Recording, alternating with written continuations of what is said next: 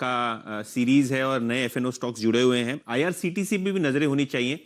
आज जो प्रभुदास लीलाधर का नोट आया है उसमें उन्होंने कहा है कि जबरदस्त चौथी तिमाही की वो बुकिंग्स का डेटा एक्सपेक्ट कर रहे हैं।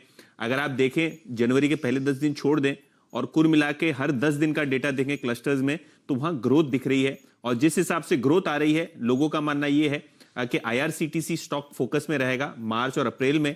और क्योंकि स्टॉक अभी आया है फ्यूचर्स में और मोमेंटम काफी तगड़ा है, लॉन्ग देखने को मिले हैं, लगभग 3.5 लाख शेयर आज ऐड हुए हैं ओपन इंटरेस्ट में।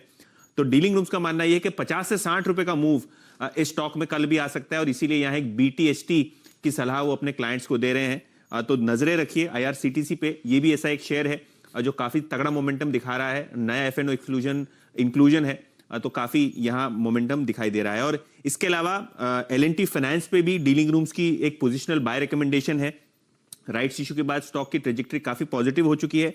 110 से 112 के लक्ष्य के साथ एक पोजिशनल कॉल तेजी की तरफ डीलिंग रूम्स यहां ले रहे हैं।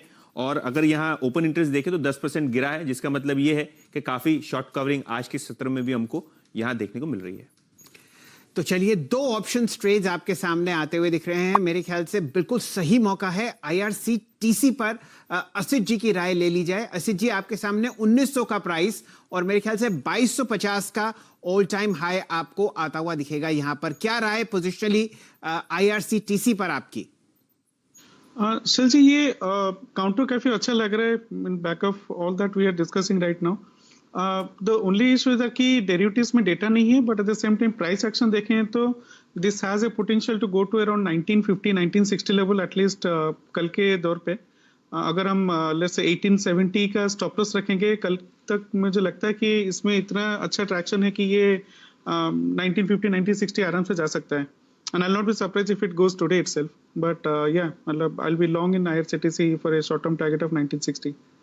1960 के लिए आपको ध्यान रखना है आईआरसीटीसी पर। और अगर ये 2000 रुपए के ऊपर देखते हैं यहाँ पे इसका ऑल टाइम हाई, जी हाँ, 1982 का यहाँ पर आपको ऑल टाइम हाई लगता हुआ दिखेगा। और ये वो मूड और माहौल थे, आप समझिए कि मार्च 2020 के अगर आपको वो प्राइस आता हुआ दिखता है तो ये ऑल टाइम हाई के ऊपर जाता हुआ दिखेगा। चलिए, ये तो चर्चा हुई यतिन जी दो एफएनओ काउंटर्स की, आईआरसीटीसी और एल&टी फाइनेंशियल होल्डिंग्स। आपका लास्ट वर्ड क्या है डिविडेंड यील्ड? तो देखिए शैल जी, इसके अंदर काफी सारे ट्रिगर्स हैं कंपनी में। देखिए, 1 रुपए का डिविडेंड कंपनी ने ऑलरेडी अनाउंस कर दिया है, तो 26 रुपए का अगर आप आईपीओ प्राइस में 1 रुपए का डिविडेंड लेस कर दे तो 25 रुपए की कॉस्ट साधारण तरीके से लोगों की होगी। लेकिन फिर भी 26 रुपए जो है एक साइकोलॉजिकल मार्क है जहां ये स्टॉक जनरली अटकता है। लेकिन अगर आप फंडामेंटल्स देखें कंपनी की, तो जो सरकार ने बजट में अनाउंसमेंट की है कि रेलवे में बड़ा केपेक्स वो करने जा रहे हैं, तो रेलवे में जो भी केपेक्स होगा उसका सीधा फायदा आईआरएफसी को होगा, क्योंकि जितने भी सरकारी काम रेलवेज के होते हैं और जो फाइनेंसिंग के काम होते हैं वो आईआरएफसी ही करता है। और जो बजट में प्रावधान होता है उसी से फंडिंग होती है रेलवेज की, और आईआरएफसी को सिर्फ एक एनबीएफसी है जो फैसिलिटेट करती है पूरा ट्रांजैक्शन। 1 रुपए का डिविडेंड कंपनी ने ऑलरेडी अनाउंस किया है, तो 3.5-4% की डिविडेंड यील्ड के ऊपर ये स्टॉक अवेलेबल है। आज फिक्स डिपॉजिट कराइए या बैंक में पैसे रखिए, उतना तो आपको मिलता भी नहीं है ब्याज।